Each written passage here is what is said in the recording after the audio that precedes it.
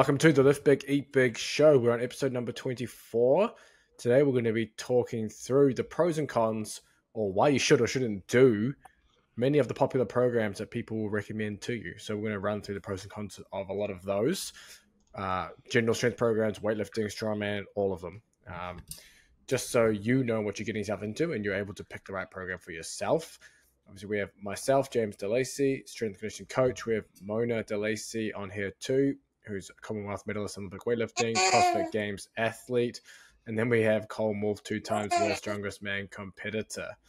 And we also have Mia DeLacy there, who is just a professional baby bodybuilder at this point, doing Go Mad. Yeah, just doing Go Mad. Yeah, I'm gonna mute that leaf just for little Mia. But so we're gonna run through these things, but remember, check out the link in the description too. There's the Lift Big, Eat Big Underground. You actually get access to 31 programs and more coming in there, all to do with strength and size, strongman, weightlifting, strength sports, etc. Everything is in that app. You get access to all of us too within the private Discord community. Have any questions? You just message us in there, and we'll get back to you as soon as possible. But let's go straight into the topic today. And there's a lot of programs that are recommended to people wrongly. And I see it all the time. There's always the same ones over and over being recommended. And I think the most recommended training program for anyone who's looking to start in, strength training or resistance training, or just wants to get stronger, is starting strength. I don't know if you've seen that, Cole. Basically, that is like everyone and anyone is just like, just do starting strength. And it doesn't even matter what the person asked. It's like, just do starting strength. That'll fix all your problems. I don't know if you've seen that. Yeah, I've definitely seen starting strength. Is it still a 5x5? 3x5. 3x5 squat, bench, deadlift. Squat, bench, row. Day 2 is squat, overhead press, and deadlift's just 1x5. And then day 3 is the same as day 1. So squat, bench, row. I definitely, even back like in our younger days, that was all the rage, man. Dude, I've been hearing about that was everything. But it's still being recommended like crazy. And we'll run through some of the pros and cons of the program. I think the main benefit of a program like that is it's simple, it's basic linear progression. You add weight every workout or every week. You're going to make progress as a beginner. You're squatting 3 times a week, so your squat's going to go through the roof. You're benching twice a week, and you're doing back work multiple times a week too. So those are the pros of a program like that. But there are more cons than pros with that program, especially if you follow some of the dietary advice that comes along with it. And my first problem with the program is the lack of variation. And I think with beginners, I don't know if you fall into this boat, Colm, or if you kind of want people more kind of sticking to certain lifts so they get better at them. There's obviously 2 schools of thought with that, right? Like, stick with the same lifts over and over again as a beginner so you get good at them and stronger, or kind of set a wider base. For me, it's about setting a wider base and more variation of movement. I don't know where you fall on that. For me, it really depends on the person. But I do think for most beginners, having a wider base would be more beneficial. Learning a range of different exercises and just exposing your body to a range of different movements. Because some of them, even if you just like squats, deadlifts, rows, fantastic, but there's still other movements that can be quite risky if you're loading them. And if you start like exposure to those certain moves in the beginning, it's going to pay dividends down the line, especially for athletes. Because to me, the idea, like, you know much more about this than I, but if you're training a rugby player or something where they're exposed to many different positions, in contact, like, you get into heaps of different positions, and you're only going to do these stringent. What was that? 3 different moves or 4 different moves? Squat, deadlift, row. Do they have a chin bench? Up no, there's no chin up. Yeah, so bench. Just the 3 and the deadlift. Just the 4 exercises and the deadlift. So it's 5 exercises. Like, I agree with you what you said. How it's nice to have something to follow. It's simple. But yeah, if you're doing anything athletic, sticking to a small range of movements, in my opinion, is not the best approach. Yeah, and I know, Mona, if you're able to talk without me screaming now, even when you're coaching your beginner weightlifters, I know, yes, the weightlifting movements are only clean and jerk snatch, but you also have a lot more in the program than just doing cleans and snatches. Yes, I I actually believe in like having like what Colm was mentioning, having like a broad base. And I feel like, that doesn't just create that like not because a person can get bored on that kind of program. Yes, of course. But the thing is, what to me that matters most is, having a broader base of exercises can also prevent injuries. And there's like certain things that you can do, especially like if an athlete comes and they do like they're a weightlifter and they come and they do snatches, clean and jerks, pulls, squats, whatever. Like it's the same exercises over and over again. But the thing is, like some athletes need to work certain other movements. They need to work single arm movements and single leg movements. And I'm a big believer, especially when beginners come, I like teaching them a lot more movements other than just weightlifting movements. And that is also going to help them move better in weightlifting. So for me, it's more like, what can I do to help the athlete have longevity in the sport? What's going to help the athlete not get injured? And, what at the end of the day is going to create a base for the athlete so that when they do go on to other programs, they are not so stuck on, 5 different exercises that when you change the movement or change the tempo or do something different, that they are not going to have a clue what to do. Yeah. I really like your background there, man. I think I'm going to start using that background you created for some YouTube videos. That looks solid. Accidental. Yeah, it's good. It's good. But that's one of the main cons I think you come across with starting strength. The other one is the lack of volume. Obviously, with the squat, you have 3 times a week, 9 total sets, relatively hard sets. Yeah, your legs will grow probably from that. But I mean, you see it from the guys who do gallon of milk a day along with starting strength. That was like the ultimate. That was the probably most recommended thing to do for someone who's looking to gain size as a beginner. Just do starting strength and drink a gallon of milk a day. You just see, I don't know if you've seen the before and after transformations, Colm, where it's just like a dude that doesn't look like he lifts into like a fat dude that doesn't look like he lifts. And it's like, man, it's so funny. But that's the other issue. There's no real volume. You don't use a variety of rep ranges. You just stick with 5s, which is a good, like kind of like moderate rep range for strength gains and a little bit of size. Mona, you got something to add there? Yeah, I did want to ask something.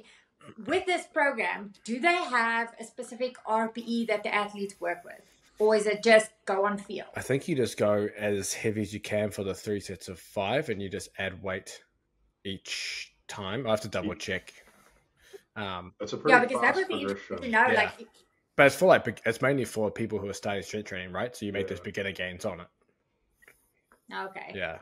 But if someone comes and they all of a sudden they have like no base and then they want to go like extremely heavy, I feel like 5s, especially with strength stuff, will break them. Yeah, well, it's not going to be like maxes, right? Because beginners can't hit max weights anyway. They just don't have the neurological development to do it. So it takes they'll be such. Don't, but you still get ones that do stupid things in the gym. Yeah, for sure. That's their fault. But yeah, so that's another con on the program. It's just not enough volume. Like, especially as a beginner, you're looking to gain some size, gain some muscle mass, and there's no real assistance work on top of it, So you're pretty much stuck with them pure strength development and pretty average way of doing it. And I think those are pretty much my 2 main cons. Is there anything else you add to that, Colm, regarding starting strength? No, I think it's a good program if the choice is between just going in and winging it and having something to follow. I think it's definitely better to have something to follow. In general, the only people I'd really recommend this for are people like more on the casual side of things who just really like those 4 exercises, aren't really too concerned. Like them just getting to the gym in the first place is a win, and they just like those exercises. If that's going to encourage them to get in the gym, make some progress, fantastic. But I think for anyone doing anything athletic, you need to expose yourself to more movements, just like Mona said. If you're exposed to more movements, in theory, it should help prevent injuries in the future. Whereas if you suddenly go to a new movement, especially in a sporting situation with a high amount of force or whatever, you're just at more risk. And if you're trying to like build a ton of muscle, like James said, there's not much volume in it. It's not really the best option. If you're a powerlifter, you're kind of stuck. Like it could be a good beginner thing. I still think you should add some more assistance work. But otherwise, if you just really care about the squat and you really enjoy the squatting, it could be an option. And if you're not too fussed, you just going to the gym in the first place is a win. Yeah, Then nice. it could be an option. Nice. And then moving on from starting strength, I think the next progression people take is the Texas method or 5x5 program. That's pretty much people go from starting strength, they go through starting strength, and they go to 5x5. I used to run 5x5 back in the day. It's actually a pretty good program, but it's exactly the same. It's the same program, just with 2 extra sets. And I think I haven't heard that name for years, the Texas method. Yeah. That's another one that used to be everywhere. So yeah, is it the exact same, the 2 different days, and you just kind of swap them and you add weight linearly every time? It's a linear progression. Yeah. Linear progression. So it's kind of the same, just a little bit extra volume. Yeah, pretty much. And it's except I think the Texas method does it a little differently. So I'm just looking at one of the variations now. Let me just double check, because I know there's like multiple. The thing is with 5x5, there were so many different variations of it. Like you can kind of do them so many different ways. But typically it's first day 5x5 squat, 5x5 bench press, overhead press, and then 1x5 deadlift. And then your day 2 on Wednesday is kind of more of a recovery day. So it's 2 sets of 5 squat, chin ups, and back extensions. And then Friday is like squat, bench, overhead press, and then power clean or power snatch. So you're actually getting a few different movements in there. Obviously, there's just so many different variations you can do on it. But essentially, you're pressing 3 times a week because you're doing bench, overhead press, bench, or you can do overhead press for all of them. You're squatting on all of them, and then you're doing power cleans, chin ups, and deadlifts, and then maybe some back extensions and things. So you've got a bit more variation. It's not a bad program. And you're typically doing like 80 to 90% of your 5RM for various lifts here. So, I mean, it's still a linear progression. It's a better program because you've got more variety. It's just it can take a lot longer because you're doing 5 sets of your main exercises, which can take its toll. I don't know if you ever ran 5x5, Colin. Yeah, so that's the one I was thinking of before, how I mentioned with the chin-ups. Yeah. I do remember running that at AUT. I actually quite liked that one. Yeah. I think the issue I ran into was, especially being a younger person, I got bored fast and like started maxing out everything, as you do. But I think it has some good building blocks, really. Yeah. I definitely prefer having that exercise variation over the starting strength. Yeah. And I actually think the slower progression is a smart thing as well. So I've kind of gone back on that. Back in the day, I was definitely a fan of, say, a newbie trying to get to a certain level as fast as possible, just adding 2.5 every week, 2.5 to 5 every week as fast as you can. Now I actually think it's a little bit smarter just to slow it down a little bit. Even if you could add it, you don't necessarily have to add it every single week, because the goal is consistent training over time. If you're consistently training over a certain period of time, you're gonna reach that point eventually. You don't have to rush in those first 8 weeks, adding 2.5 every single week. Yeah, exactly. So yeah, the Texas method or 5x5, good program to use, especially if you're an intermediate lifter. But yeah, obviously the pros are that it's pretty well programmed, more variety. The cons are it's going to take you longer to do these sessions. So if you don't have much time, probably not the best choice for you. And again, geared towards more powerlifting style. If you're looking to maximize muscle mass, again, probably not the right program for you, but it's going to get you stronger to potentially help you further down the line if you're trying to have muscle mass later on. But I guess the other popular training program would be Wendler's 5-3-1. And I used to run the shit out of 5-3-1, especially at the AUT gym as well. That's like all I was fucking doing for a while. Love me some 5-3-1. I've still got all the books back in the bookshelf too. It's an awesome program. I think the pros are, there's multiple pros of the program. The first one, you work sub-maximally. So you're never, it can be a pro and a con, but you're never really working to super heavy weights. Obviously, the thing is now there's so many variations of 5-3-1 that Wendler's come out with. Like 5-3-1 is not really, the 5-3-1 program is not really the program anymore. There's just like, you can attack all of the cons that come with 5-3-1 with the different variations. But I think where it does well, you work sub-maximally, you go for rep PRs each week. if you want to. You can also work up to training maxes, depending if you want to. The biggest cons that were with 531 was the volume. People would always talk about there's not enough volume. But that's been solved with all the different variations, like doing first set last, or repeating different percentages, or doing all sets as 5s instead of 3s, etc. like that. So there's all sorts of different ways to get more volume in 531. And then you've got, I think the other one is what Mona says I have, which is training ADHD, and where you can just do the main lift, and as long as you do the main lift with the 531 percentages and everything, whatever you do afterwards, you can do whatever you want. Pretty much. So I would do like assistance work for however long, 1 or 2 weeks. And if I got bored of it, I could just do something completely different, and it wouldn't take me off the program. I'll still be on the program, but instead of me doing Bulgarian split squats, it'd be like, fuck that. I'm going to go do back extensions and walking lunges or whatever. Or I want to go carry shit for strongman stuff, and that would be like a big pro of that program. I don't know. Did you run 531, Cole? Yeah, I'm a huge fan of 531. I think it gives you the benefits of those previous mentioned programs, but there's a few more positives as well. I really like the fact, again, that you're just following something structured. I like the fact that because there's that AMRAP set, that you don't have to push, but it gives you the option. So someone like myself who got bored and would end up maxing out because I was just sick of doing sub-maximal weights all the time, it gave me like a nice goal to hit each session. Yeah. So I wasn't constantly wanting to max out. And it feels kind of cheating in a way, but like you said, there's so many variations that you can just mold it to fit however you want. But it's got that base meat and potatoes, I think, is a good structure. And then you've got like a ton of different templates after that you can do to target your specific goals. Yeah. So I think I still recommend it quite a lot to people who are just looking for something to run and they're not quite sure what to run. I think what actually happens now, so I think the program itself is good, but to me, a con of it is if you're just someone wanting to like do it, it can sometimes be overwhelming that there is so many different kinds of it now. So you're not necessarily, although you've got the good meat and potatoes, you're like, Jesus, there's like 12 different ones or whatever.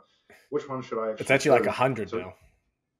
Over 100, yeah. Yeah, because that's pretty crazy. Yeah. So for a beginner, that to me could be a con, as you're not exactly sure which one to do. Yeah, for sure. I know, Mona, doesn't your dad, isn't he a 531 fanatic? Yeah, he is a 531 fanatic. And I've said this before, like, that's how James and my dad like bond. They both love that program. They can talk about that program. He always says to me like, oh my gosh, I did this. What is James doing in training? And I feel like he definitely loves it and he gets like a lot of success out of it. I personally haven't done it. You're a weightlifting purist though. Yes, but I was going to say, even now, with my doing a bit more different types of training. But you're doing the Lift Big, Eat Big leg specialization. It's within the app though. Yes, and it's amazing and it's hard and I'm seeing results. But the thing is, like with 531, I wanted to ask, is it you can incorporate that 531 like methodology with like any exercise, or is it mainly with the main lifts? It's just with the main lifts typically. Okay. Squat, deadlift, overhead press, bench. Squats, deadlift, bench. Okay. Press. And would people do like presses and things like that too? Overhead press is one of the main lifts too. Okay. And then everything else is an assistance exercise basically. And what would you do rep-wise if you had to run 531? Would you then, if you do the assistant work, how would you do that? That's the idea of all the different templates. There's like a billion different ways. You basically have unlimited ways to do your assistance work. Because you can do boring but big, which is one of the classic, which is doing 5 sets of 10 at your first set percentage of the main lift, or you can do 50 to 100 reps of push, 50 to 100 reps of pull, 50 to 100 reps of single leg and core work. Yeah, there's just like there's just like unlimited variations you can do. Amy, but on the kind of cheating in a way. Yeah. It's kind of cheating in a way because it covers everything. Yeah, it does cover everything. And I know the true trunk leg specialization that you're crushing now, Mona. I wrote that program, but with influence by John Grimmick's old squat routine. And I did it when up 6 years ago or so up at Fort Worth and at Mona's weightlifting gym there. I don't know if you've ever done. Huh? The 20s. Yeah, but it's not just 20s. It's not just 20s. It's Okay. harder than 20s. It goes, instead of the 20 rep squat program, you go 20 reps, and then you go 15, 12, 10, 8, 6, I think it is. And that's the squat session. It's crazy. And that's what John Grimm used to do back in the day. Hang on, Mona, I've muted you. Yep. I did my second week now of 20 reps, and it's brutal. I literally sit afterwards on the bench, and I'm so out of breath because as a weightlifter, you only do, if it's a volume cycle, you will do 5 reps. But other than that, you'll always just do 2 or 3 reps and sometimes just do 1s. And for me, when I used to do like volume sets wise, I would do like 10 sets of 3 on like a very heavy percentage. And that used to be like really, like that was hard. I mean, that was almost on like 90% of my, or it was 90% of my 1 rep max. And it's so funny now how like I'm doing something so different, yet the volume, it's now the volume with the reps wise. And I definitely have respect for those people who run that kind of program all the time, because 20 rep squats is brutal. And this was John Grimmick. John Grimmick was natty too. This was like pre-steroids. These guys were freaks to be able to do this kind of training. And actually, that's a good segue. Actually, we can go into the 20 rep squat program. Did you ever do 20 rep squats, Colin? I did them with Dr. Justin Keogh, one of the guys who got me into strongman. And I remember he got me to do, he called them breathing squats, where you would, so this wasn't a structured program, but we did it for like 3 weeks in a row, something like this. You choose a weight that you could do for about 10 reps, a little bit less for a 10 rep max. And then you would do 10 reps, and then you would basically breathe. I forget if it was like 3 or 5 seconds at the top, but then you do another 10 reps with that breath in between. Absolutely brutal, like so brutal. I remember just lying on the floor, like I was mentioning to you guys earlier before, back when we were at uni and just spent all day at the gym. I remember lying on the floor outside AET gym for like an hour afterwards. By Subway, smelling Subway there. Yeah. It was really brutal, but maybe it was all in my head. I swear my legs grew from like that 3 or 4 week training cycle of doing that. Like, I know it's only 4 weeks or whatever. It felt like they grew. They definitely got a lot stronger. I didn't continue it or do another variant of it afterwards because it was too hard. I'll just be honest. I couldn't do it. That's crazy, bro. The actual program by Randall Strosson, that's called Super Squats. It's 6 weeks, but 3 times a week. So it's exactly what you do. 20 reps. Of 20 reps. 3 times a week, and you add weight every session, and it's 6 weeks.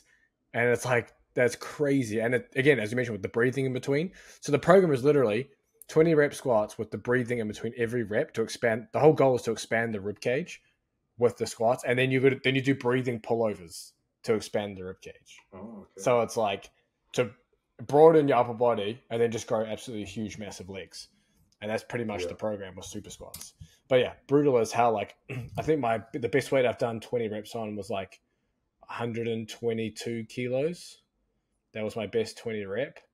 And I was like, man, that was like, my feet hurt when I'm doing 20 reps. Yeah, everything. I used to find I would go numb. Like, that's how I would describe it. Like, you start off in just so much pain, and then it just feels like everything goes numb.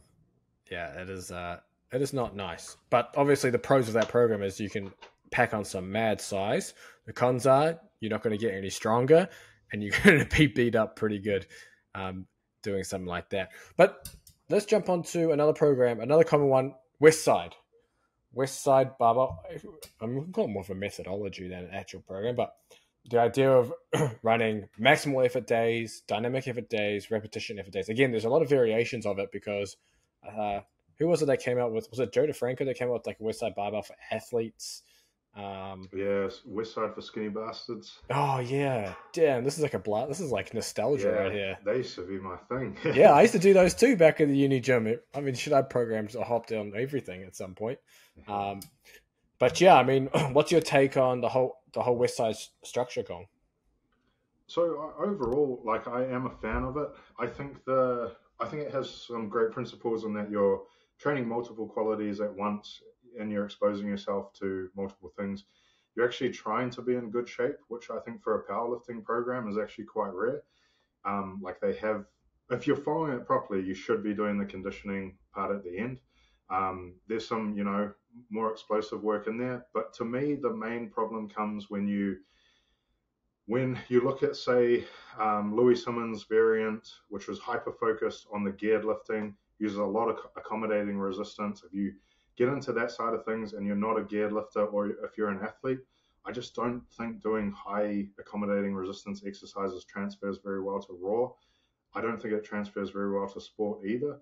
But I think a lot of the modern raw Westside programs just follow the core principles. So the max effort day, they're doing like a nice variant of a raw lift. Say, instead of doing like a high bar squat with like 1,000,000 in chain weights and not much in terms of bar weight, they might just be doing a high bar pause squat.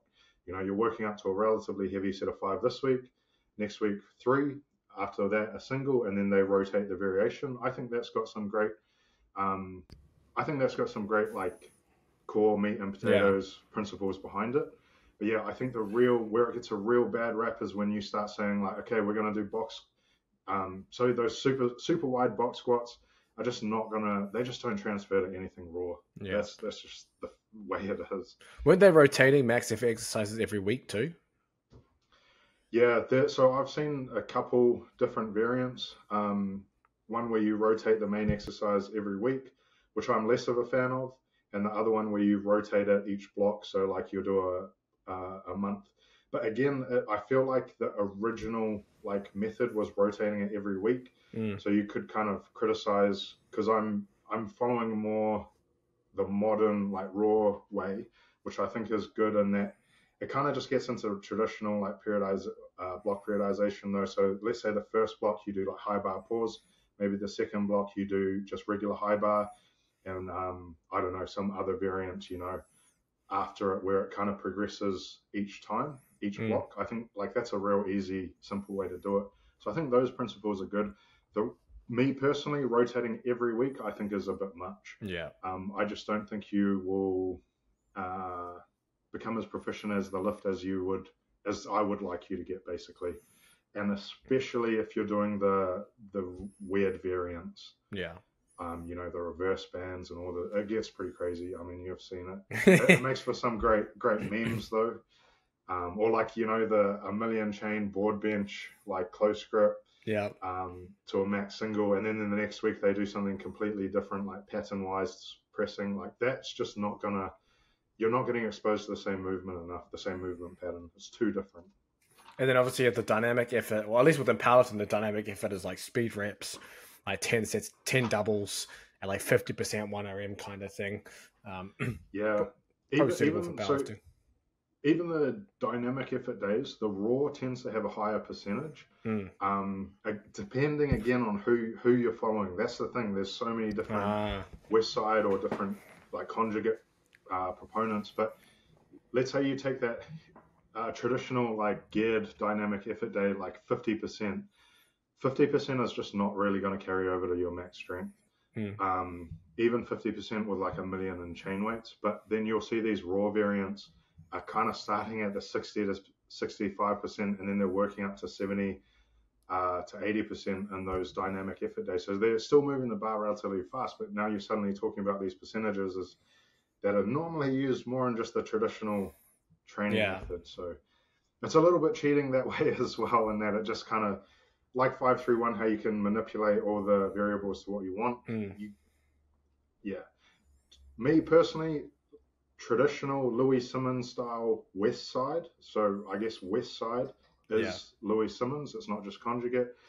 I'm not a fan of that. Yeah, because for sure. too much variation. I mean, that's kind of it, to be honest. Too much variation. Yeah, and whack movements. But obviously the conjugate philosophy is rooted within all sport. And if anyone's not sure, conjugate's just training multiple qualities at once, which is what every sports athlete does, unless you're hyper-focused, like a weightlifter, powerlifter, etc. But, that methodology is tried and true and is very important. But I think the other, I guess, con around Westside, or at least for athletes and stuff, is I don't know if you've seen. I don't know if you've seen. There's now Westside for like MMA, Cole. I don't know if you've seen that. Oh, I haven't seen that one. No. Yeah, that's been going pretty I'll hard. look this up. I think it's because it's Matt Brown. That's right, because Louis Simmons was training him, eh? I think so, yeah. And then I think he's just carried it on with a bunch of different fighters. But I saw the other day what you're talking about. MMA dude, high box squatting, wide stance, I think with bands. You know, like stuff like that. You're just like, why? What's that going to do? To me, the only justification for that sort of thing is if just working around some whack injury and that's the only kind of thing that you could do. But yeah. I have my doubts that's the reason they were. Yeah, for sure. But yeah, it's made its way into that kind of sport. But I know there's something similar, Mona, in weightlifting. I guess one of the more common programs, the Bulgarian method. You know, maybe dive into that. Yeah, so the Bulgarian method in weightlifting, very popular. I feel like even if you're not a weightlifter, but you know strength sports, the Bulgarian system is basically going 1 rep max every single day, sometimes even twice a day. That's Colm's dream program. Well, I actually said to James that I ran this program before when I actually had my CrossFit gym, and I was like, you know, I want to just experiment with a bunch of programs and stuff. And that was kind of just like me trying to see, like, you know, what programs work, what doesn't. You know, I never want to give my athletes, you know, or recommend any program that, you know, I don't believe in. And, you know, I tried it. I didn't last very long. If you are a clean athlete, I will never, ever, ever recommend anyone does this program because it messes you up. Like, I think it wasn't even a week of me doing it, and I was battling to sleep. You know, everything just felt sore. I woke up feeling broken. Like, my nervous system was like stuffed. And I just felt like my training actually went downhill. So by the second week of running it, I felt so weak. And, you know, I thought to myself, you know, every now and again you do have an off day or off 2 days in weightlifting, you know. So I kind of just like took a little deload and went back and did it. But yeah, it stuffed me up. Like, it is one of those programs that, like, if you have been in the sport, especially for a long time, you know, I wouldn't even recommend this to beginners because in actual fact, like, doing just 1 repetition is not going to benefit you at all. But if you have done weightlifting for quite some time, running the Bulgarian system is probably the worst thing you can ever do. Now, a country like Bulgaria, who used to run things like that and had success with their athletes, also had hundreds and thousands of athletes. So if an athlete did get injured, and, you know, they have been caught for doping as well. So, you know, there is kind of the proof in the pudding, you know, behind, you know, how they were successful in those programs. And even those athletes who were successful on those programs that were taking stuff, if they got injured, it was so quick for another national athlete to get replaced. So, you know, people look at it like, oh my gosh, the Bulgarians are so strong, you know, they're always breaking world records and things like that. But they're also a lot of times some of the first athletes that get caught in the sport of weightlifting. Do you remember there was a picture of a Bulgarian weightlifter that was like, he was like huge and shredded. That was like my goal right there. And it's just like, wasn't that your screensaver? No, that's different. There's a Bulgarian. If you search, I don't know if Bulgarian weightlifter, I'm sure. Let me see if it pops up. And I can share on my screen once we get into our video breakdowns. But yeah, I mean, let me move. Colm, I don't know if you did you ever watch, like, was it Haitham Pukalu on YouTube? He was a weightlifter back in the golden area of. No. What? No. What do you mean? Naim Solomon. Yeah, I mean that's like pre. That's like really far back. I'm talking before Naim Solomon. No, I'm talking that's way back. Okay, who are you talking about? I'm talking like more modern. I'm talking about the most modern area of Bulgarian's weightlifting system. There's a dude in America. That's when Abajev was coaching. He was coaching Haitham. I think it was Pukalu. And I don't know if do you know Matt Woodley, Cole, who was weightlifter? Yes. Yeah, you do? Yeah. He went over there or something. Yeah, he went and trained the Bulgarian system there. Yeah, that's right. And he said he got pretty fucked up doing it. Yeah. But yeah, I mean, they would max out all the damn time. Like, yeah, it's a crazy system. You know how you said that's my dream program? Yeah. That is honestly my dream program. I back. So do you remember how John Bros? You remember John Bros? Yep, The I do. American. He had like his variants on it, and he's supposed to stuff. I fell for that stuff so hard. Like it just appealed to me Yep. so much. The fact that you maxed out like every single day, multiple times, and they said like so they this is the Oh, thing, like, they said used there was the no analogy- eccentric, right? Yeah, so you could Yeah. do it. They would use the analogy of a rubbish, like a guy who picks up rubbish Yeah. for the truck. You would initially, when you start this job, you're going to be sore as hell. But if you just push through, your body adapts. So that he kind of used that, and that to me, like that just went straight in my head. Dude, that was a "Yes, T you just Nation. have to That was a push T harder." Nation article, right? Yeah, I think he I it remember was that. from him, eh? It was Yeah. John. It was a John So Bros I- T Nation article. Yeah, I remember. So that analogy I loved, and then he would say, because just like Mona described, you're absolutely shattered. He would say how you feel is a lie. So, and again, being a young guy, I loved that. I was like, yes, it doesn't matter if I'm like tired or whatever. I just got to push harder. And then you also had the YouTuber Clarence Kennedy. I Yep. don't know if you guys know Clarence Kennedy. Yep. He's made a comeback. He used to say on YouTube, like people would ask him, and he would be like, just listen to John Bros. You just have to train harder. You know, like, oh, you're feeling your progress is not going well. You just have to train harder. So that I honestly, like being a young guy who, you know, with an ego, that all that stuff just appealed to me so much. I just, I was planning to do it for squats, and yeah, it didn't go well. But to me, that's one of the few times where I feel like I've fallen. I fell into the fitness lies, basically. Well, there's a lot of about supplements and drug use and whatnot, but I've known about that thing, man. I just fell head first straight into it. Just appealed to me 100%. And I think at the end of the day, what it seemed like to me was that whole training method. Like, you guys can correct me if I'm wrong. I felt like it produced so many champions because it would weed out anyone who survived that just rigorous training program. Yep. Likely just had super good genetics and they were going to be a champion. Yep. Anyone else are just destroyed. That's how I felt like it was. That's how it works. works. Like you said, though, if any of those even genetic elite also got an injury, suddenly they're gone as well. So yeah, to me it seemed like a weeding out program, which again for me appealed. So if you're listening to this and you like, back then I was a full-time student, so I didn't have much going on, no stress, had lots of time to sleep and eat and whatnot. And yeah, I was only trying to do this for squats. I could not run it at all. You've also had, so how James mentioned Matt Woodley being over there, I'm sure he would have many criticisms of it now. There's a guy, Max Ayata. Have you seen that guy? Or Chad? Yeah, Max Ayata does. Yeah, he does Weightlifting House, does the weightlifting AI thing. He used to, he's talked about it. He used to run a variant of squatting out, like max squatting every day.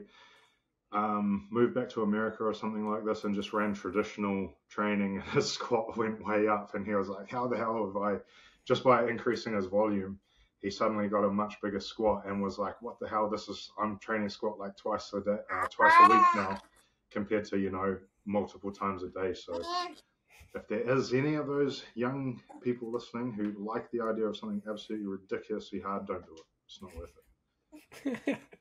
I mean, if Mona's a professional level weightlifter, medalist, and so elite genetics, I would assume elite genetics, and I feel like even people on a ton of drugs are just not going to be able to. The majority of people on a ton of drugs will not be able to.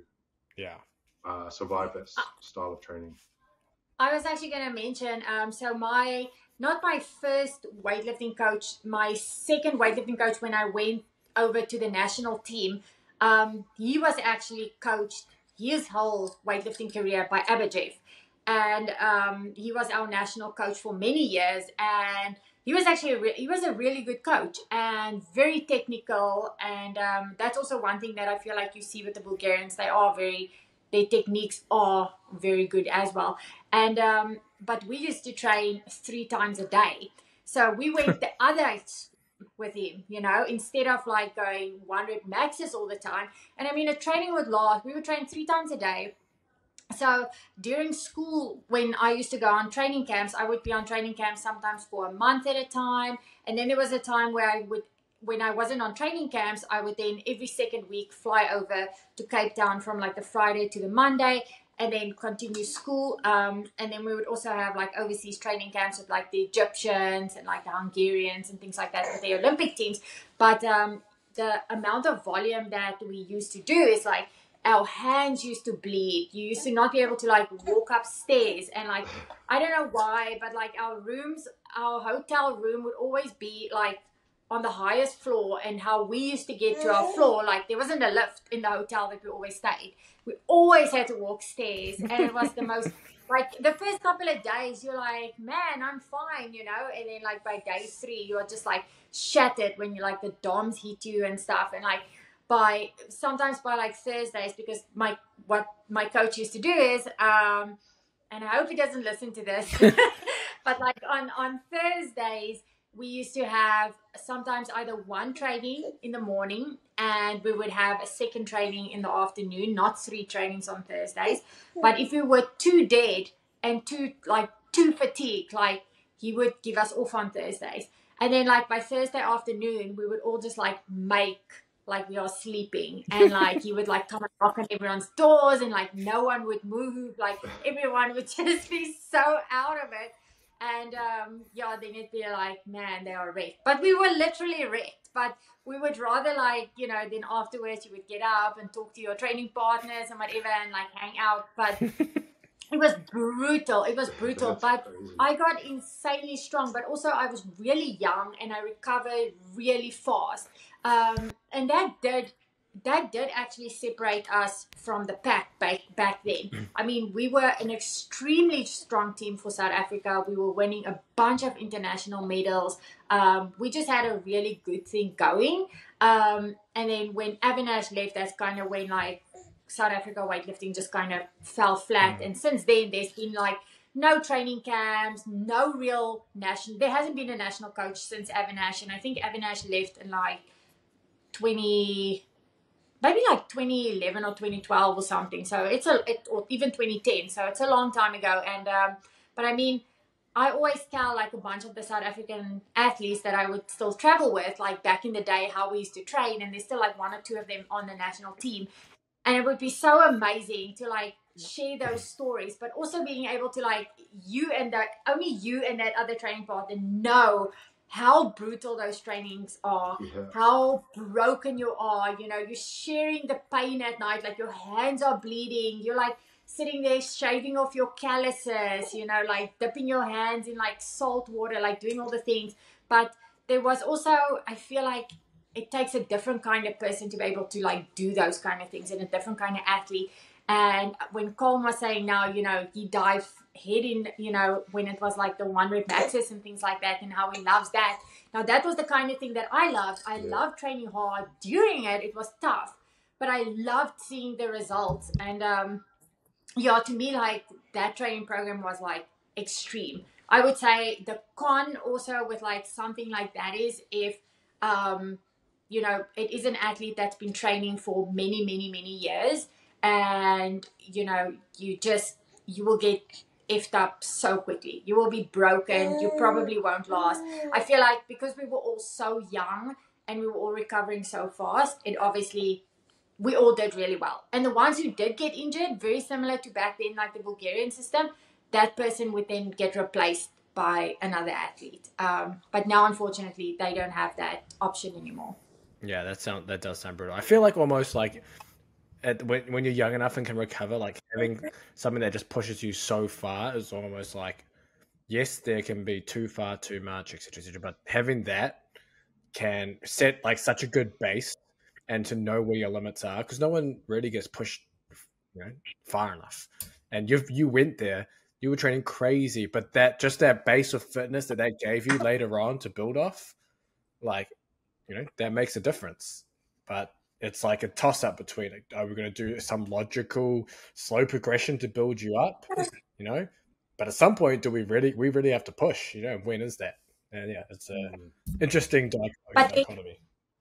yeah, I also wanted to mention, like, if we do something like that, you know, like, people don't also take into consideration, like I said, you know, I was young and I was recovering fast, but also the only thing other than that is like the only stress was school.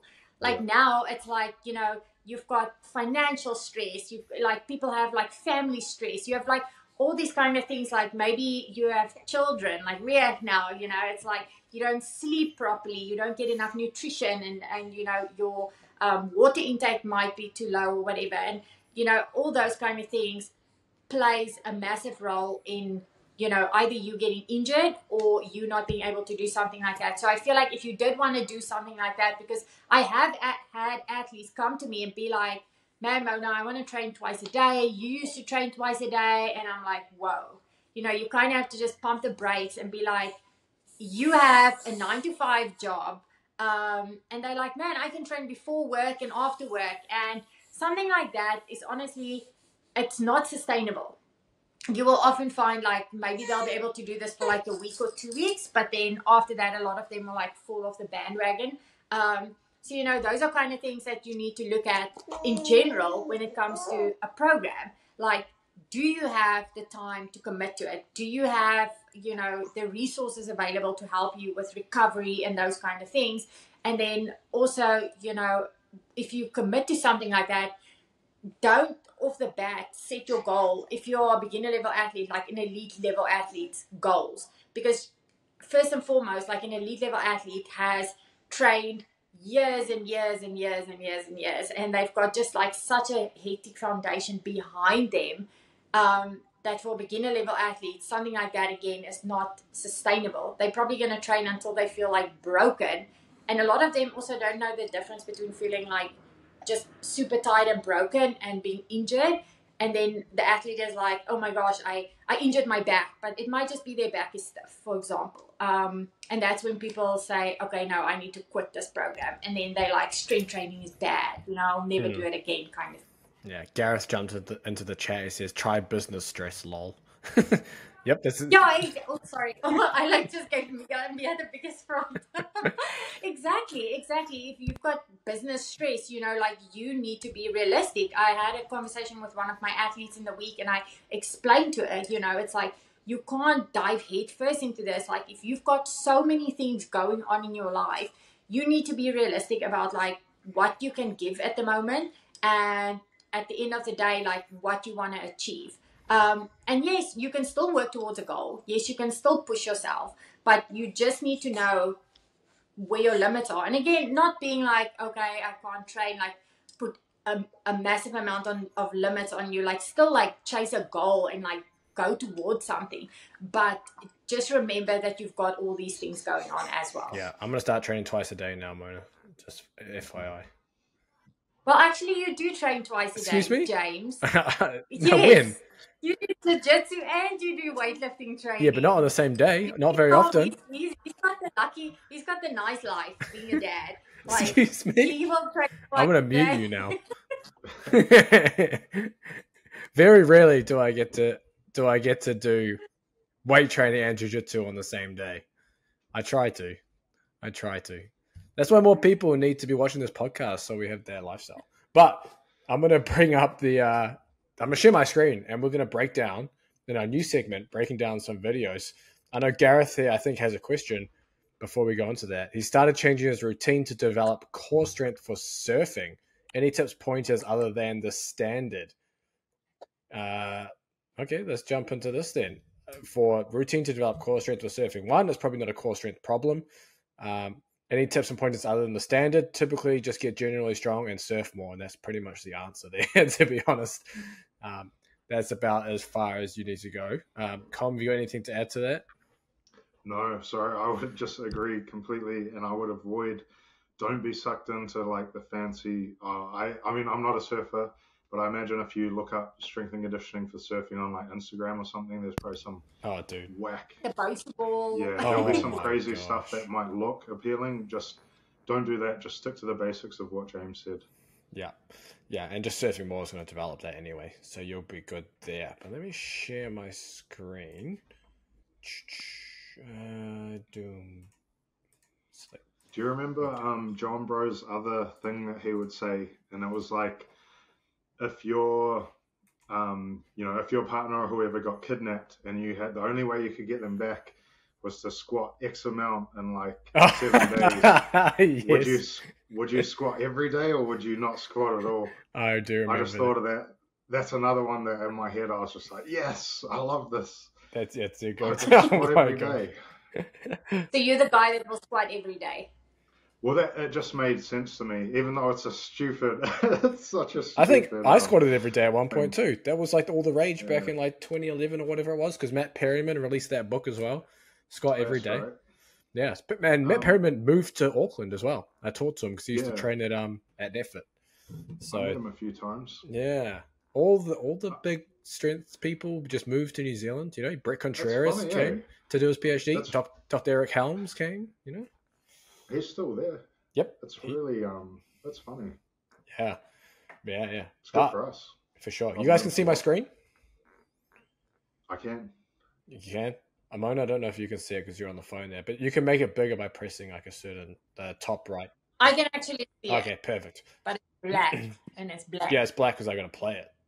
This is Andy Bolton's 457.5 kilo deadlift. Colm, you want to walk us through this? Yeah, so I just wanted to use this as an example of, I often tell my clients and pretty much anyone in general who will listen to me about this, the concept of pulling the tension out on the bar on the deadlift. To me, this is one of the real keys to being able to keep your hips in a nice position and not have them shoot straight up in the air. And I think Andy Bolton is the master of doing this. This is where I got it from, is Andy Bolton in his book, Deadlift Dynamite. Yeah. But see, if you look at that bar there, so he's got his own special method where you'll see him do these 3 pumps. Yeah. So this is the first man to pull 1,000 pounds, by the way. But you'll see he does this in his book. He describes it. He does a triple pump method where he pulls a little bit more tension out every pull, and then on the third one he just goes straight into the rep. Personally, I just tell people, or I advise them to get to do it just the one time. But if you're unsure, if your hips are shooting up on deadlifts, and you know the common advice you'll see is like deficit deadlifts or pause deadlifts, these sorts of things. I think the first step is this technical thing is trying to pull out the tension on the bar. And I've got if you, I don't know if you can go to my Instagram quickly, but in my there's a video, it just says 220 on like my stories, my saved stories. You'll see my example of trying to do the same thing. That one there that says 220, yeah. So I'm trying to sit back. Basically what you're trying to do is use your body weight to sit back.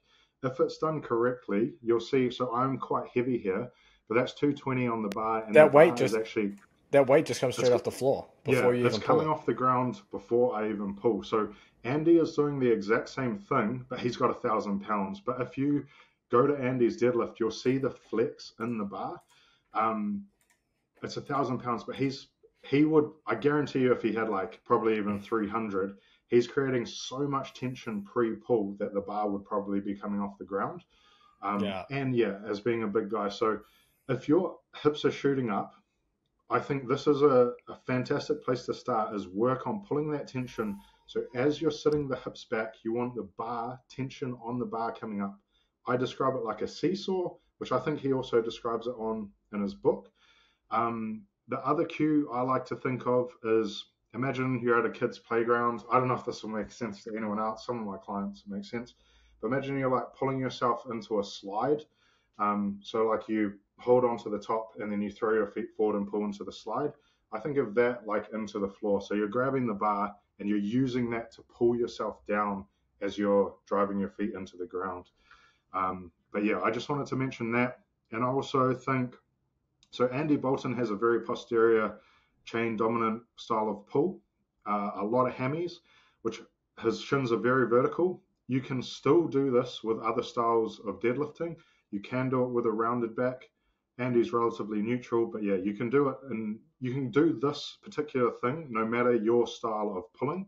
I wouldn't really do it for weightlifting or like a clean pull, but for powerlifting, I think it's a fantastic option. And for strongman, Because if you can get strong in a position with relatively vertical shins, it's going to carry over very nicely to stones, all that sort of thing. So yeah, just a quick tip on the deadlift. There it is. Nice. Some practical takeaways for everyone. If you're listening on the podcast platforms, make sure you check it out on YouTube as you get to see the video too. But also, I'll show you guys the Bulgarian lifter that I was talking about. You see this?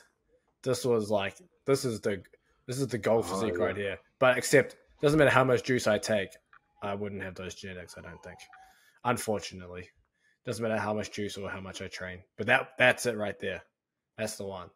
That's when I was like, hell yeah. If I do Olympic weightlifting, I'm going to look like that. But he is jacked. Yeah, shit, yeah. Look at those quads, man. Yeah, those quads are ridiculous. Yeah, man. One day. When I'm training twice a day, Mona.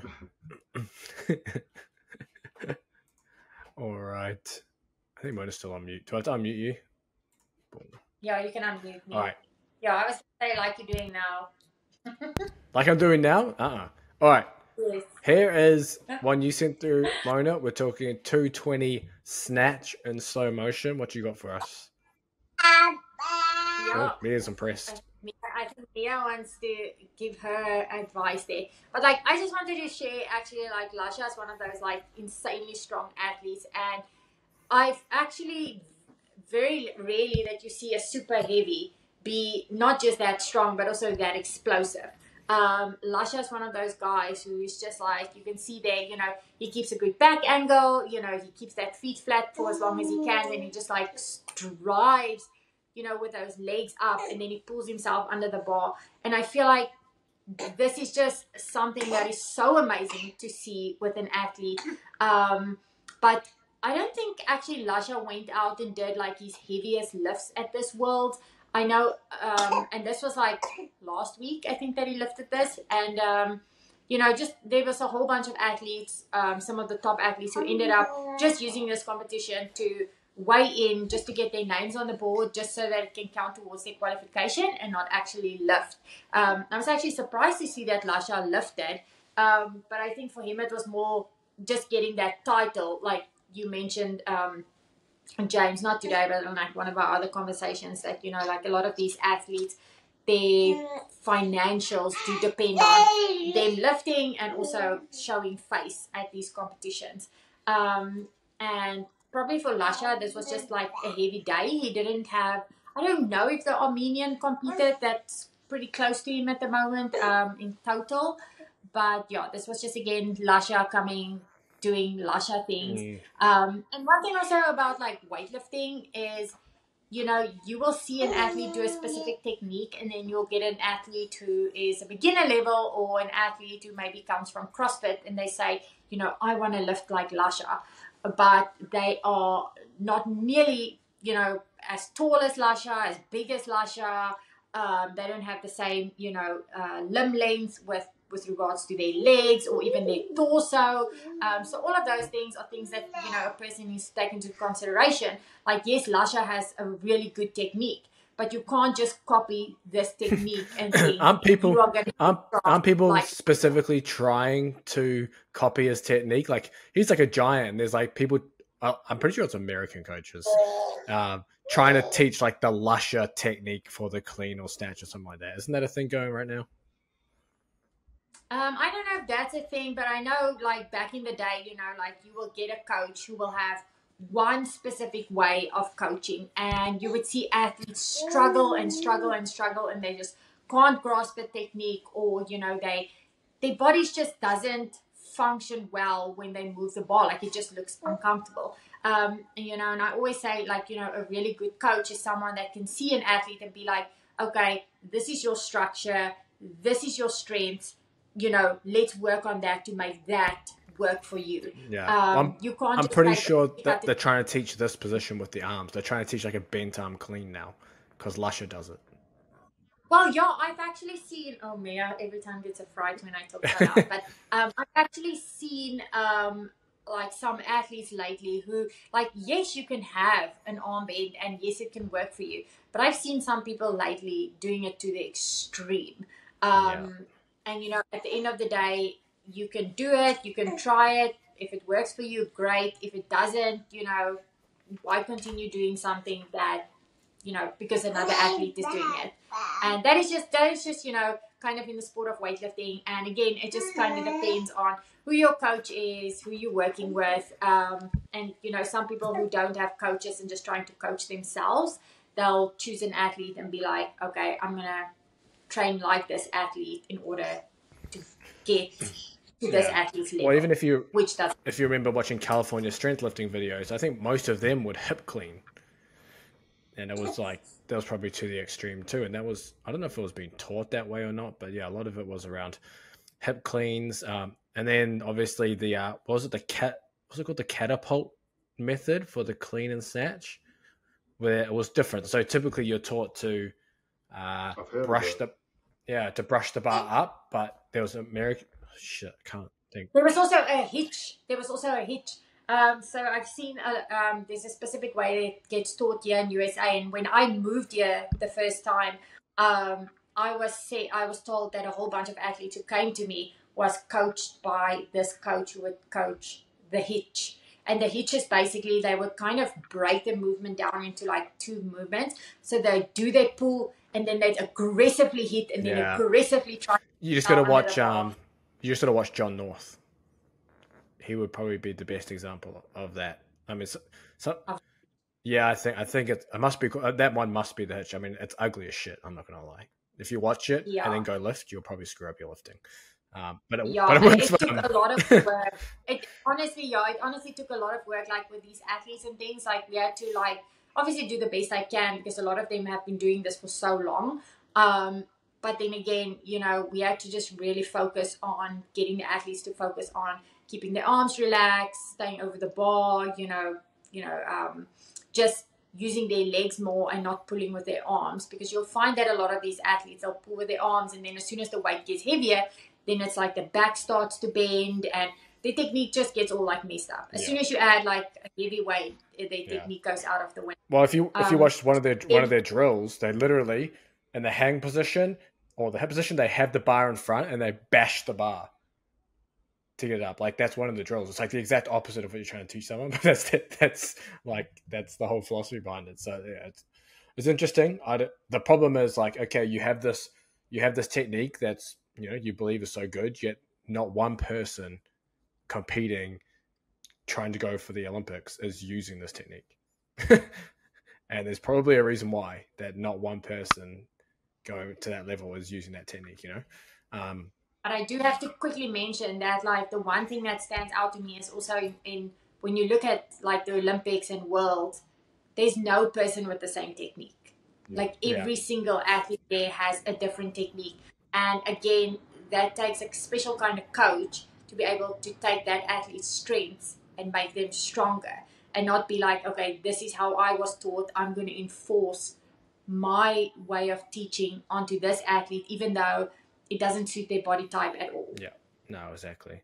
Well, I think we've come to the end of this podcast. We're going to pick up Aliko Mona at some point soon, but we will catch you guys next week. Make sure you check the description. There's a link to this Lift Big Epic Underground. You get all the training programs, the private Discord community. We can ask us any questions in there. You can run our training programs, all of it. So it's all in there, ready for you there, but we'll see you next week.